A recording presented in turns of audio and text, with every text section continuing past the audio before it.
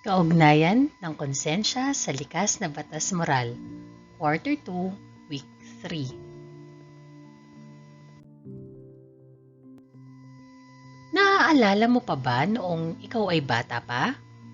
Ano ang sinasabi ng iyong ama at ina o ng iyong mga lolo't lola sa tuwing gumagawa ka ng mabuti o ng masama? Ayon sa kanila, may dalawang katauhan sa iyong tabi, isa sa iyong kanan at isa naman sa iyong kaliwa. Pareho silang nagsisikap na impluwensyahan ka na pumili sa mabuti o masama na dapat mong gawin sa isang sitwasyon. Ayon sa kanila, kapag pinili mo ang mabuti, sinusunod mo ang katauhan na nasa iyong kanan. Kapag pinili mo naman ang masama, sinusunod mo ang katauhan na nasa iyong kaliwa. Ano nga ba ang konsensya? Ang tao ay binayayaan ng kakayahan na kumilala ng mabuti o masama. Ang salitang konsensya ay mula sa salitang Latin na cum. Ibig sabihin ay with o mayroon. At siyensya na ibig sabihin ay knowledge o kaalaman. Ipinahihiwatig nito ang kaugnayan ng kaalaman sa isang bagay, sapagkat naipakikita ang paglalapat ng kaalaman sa pamamagitan ng kilos na ginagawa.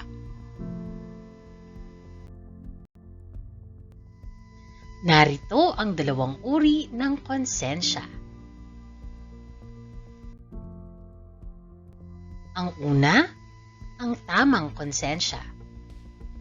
Ang paghusga ng konsensya ay tama kung lahat ng kaisipan at dahilan na kakailanganin sa paglapat ng objektibong pamantayan ay naisakatuparan ng walang pagkakamali.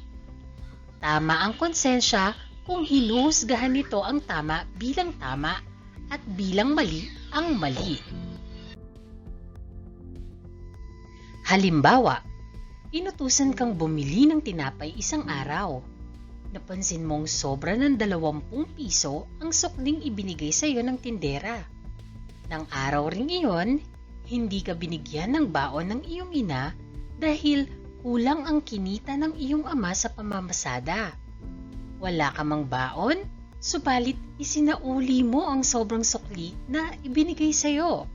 Katuwiran mo, hindi sa iyo ang pera kaya't nararapat na isauli mo ito.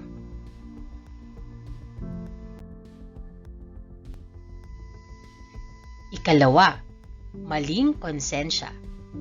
Ang paghusga ng konsensya ay nagkakamali kapag ito ay nakabatay sa mga maling prinsipyo o nailapat ang tamang prinsipyo sa maling paraan. Ayon pa rin kay Agapay, mali ang konsensya kung hinuhusgahan nito ang mali bilang tama at ng tama ang mali. Gamit pa rin ang halimbawa sa itaas, naisip mo na biyaya sa iyo ang sobrang sukli dahil nagkaroon ka ng baon sa araw na iyon. Katwiran mo pa, hindi mo naman ginusto na magkamali ang tindera sa pagsusukli. Hindi masama na itinago mo ang pera, nagpasalamat ka pa dahil nagkamali ang tindera.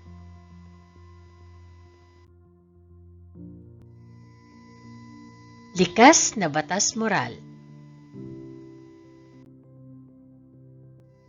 Ang likas na batas moral ay ibinigay sa tao noong siya ay likhain.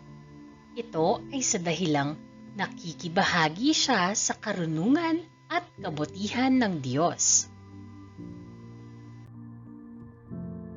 Sa pamamagitan ng batas na ito, ang tao ay may kakayahang makilala ang mabuti at masama.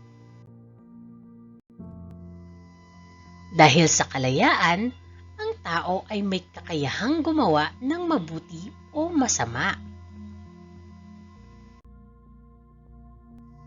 Nakaugat ito sa kanyang malayang kilos-loob dahil ang pagtungo sa kabutihan o sa kasamaan ay may kamalayan at kalayaan. Narito naman ang 4 na katangian ng likas na batas moral.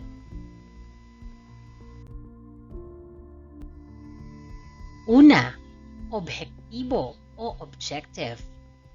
Ang batas na namamahala sa tao ay nakabatay sa katotohanan. Ito ay nagmula sa mismong katotohanan, ang Diyos. Ang katotohanan ay hindi nililikha, kaya hindi ito imbensyon ng tao. Ito ay natutuklasan lamang ng tao. Pangkalahatang katotohanan ito na may makatuwirang pundasyon. Pangalawa, pangkalahatan o universal. Dahil ang likas na batas moral ay para sa tao, sinasaklaw nito ang lahat ng tao. Nakapangyayari ito sa lahat ng lahi, kultura, sa lahat ng lugar, at sa lahat ng pagkakataon. Ito ay dahil nakaukit ito sa kalikasan ng tao. Kaya't ito ay nauunawaan ng lahat at ito ay katanggap-tanggap sa lahat ng tao. Pangatlo, walang hanggan o eternal. Ito ay umiiral at mananatiling iiral. Ang batas na ito ay walang hanggan, walang katapusan, at walang kamatayan dahil ito ay permanente. Ang kalikasan ng tao ay permanente, kaya't ang batas na sumasaklaw sa kanya ay permanente rin. Ito ay totoo kahit saan at kahit kailan. At ang pang-apat, di nagbabago o immutable. Hindi nagbabago ang likas na batas moral dahil hindi nagbabago ang pagkatao ng tao o ang nature of man. Maging ang layon ng tao sa mundo ay hindi rin nagbabago. Sa kabila ng pagkakaiba-iba ng kultura, ang likas na batas moral ang nagbibigay sa lahat ng tao. Ito rin ang nagpapatupad ng iisang alituntunin para sa lahat. O, nakuha mo na ba ang koneksyon ng konsensya sa likas na batas moral? Halina at sagutan natin ang mga sumusunod na mga gawain. Enjoy learning!